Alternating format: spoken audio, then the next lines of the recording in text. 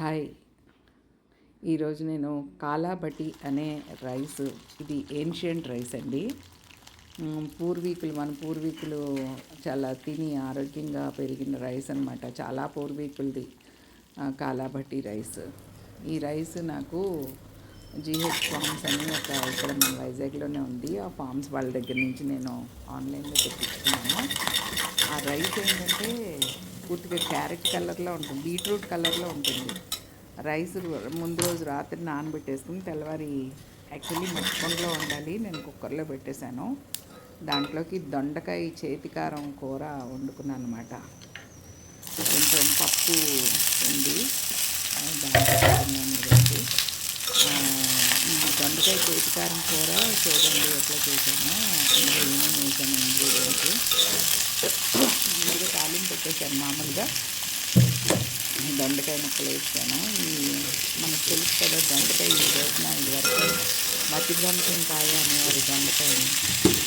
చాలామంది తినేవారు కాదు. ఇది తింటే మతిభ్రంశం వస్తుంది, అంటే మతిమరుపు వస్తుంది, పిచ్చి వస్తుంది, ఇట్లాంటి రకరకాలుగాను. ఇప్పుడు లేటెస్ట్గా చాలా ప్రయోగాలు పరిశోధనలు చేసి దొండకాయకి మించిన ఆరోగ్యకరమైన వంటకం లేదు, దొండకాయ మించిన ఆరోగ్యకరమైన కూరగాయ లేదు అని చెప్పి ఇప్పుడు లేటెస్ట్గా చెప్తున్నారు అనమాట. దీంట్లో ఈ చేతికారం వేస్తానండి.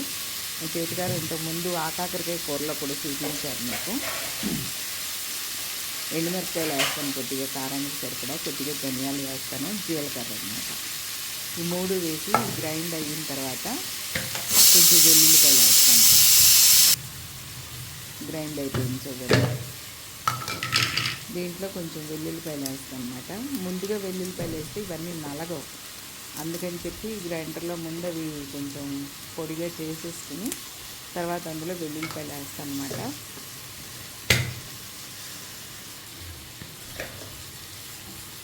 అదే చూడండి, ఈ కారం నేను అందులో వేసాను, అంత కారం వేసాను అనమాట. ఈ కారం వేసిన తర్వాత వేగుతున్నప్పుడు అసలు ఇల్లంతా ఎంత మంచి వాసన అంటే, అసలు అప్పుడే అన్నం తినేయాలి అన్నంత మంచి వాసన వచ్చిందనమాట. చాలా కమ్మని వాసన.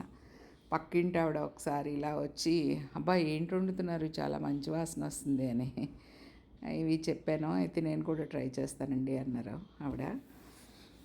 అయితే ఈ చేతికారంతో దొండకాయ కూర చాలా బాగుంటుందండి, ఒకసారి ట్రై చేయండి.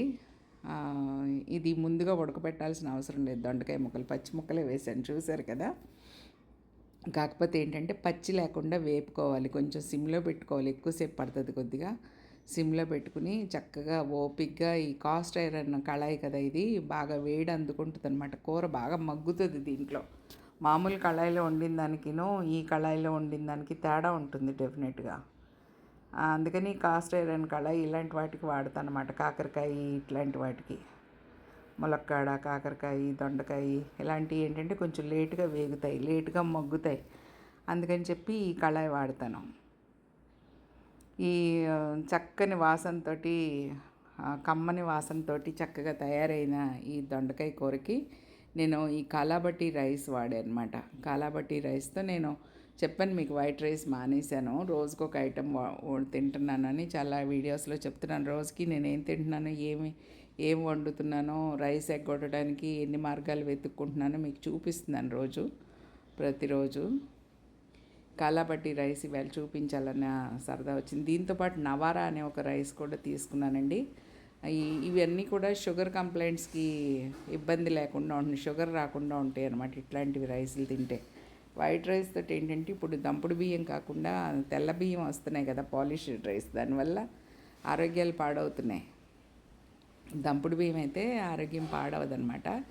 ఇదే కాలాబట్టి రైస్ చూసారా, అది నానబెట్టిన నీళ్లు కూడా మనకి క్యారెట్ కడిగితే ఎలాంటి కలర్ వస్తాయి, చిక్కని రెడ్ కలర్, అదొకలాంటి వైన్ కలర్ అనమాట. అసలు ఆ కలర్ చూస్తేనే నాకు కడుపు నిండిపోయింది, చాలా బాగున్నట్టు అనిపించింది. కానీ టేస్ట్ మామూలు అన్నంలాగా లేదు, చెప్పాలంటే ఒక గడ్డలాగే ఉంది. ఇన్ఫ్యాక్ట్ నిజంగా చెప్పాలంటే ప్రత్యేకమైన రుచి ఏం లేదు. అన్నం రుచి కూడా, అంటే తెల్లన్నం రుచి కూడా లేదు దానికి, ఏదో ఒక పదార్థం. అయితే టేస్ట్ కోసం కాకుండా ఆరోగ్యం కోసం చూసుకుంటే వారంలో 2 రోజులు ఈ రైస్ తింటే 2 రోజులు నవారా రైస్ 2 రోజులు ఇంకా మిగతా ఐటమ్స్ అట్లా తింటే ఆరోగ్యం చాలా బాగుంటుందని నేను నమ్ముతున్నాను. మీరు కూడా నమ్మేలాగా ఉంటే మీరు కూడా ఇగో ఏన్షియంట్ రైస్ దాని మీద ఉంది చూడండి, ancients special red rice try చేయండి. Thank you very much.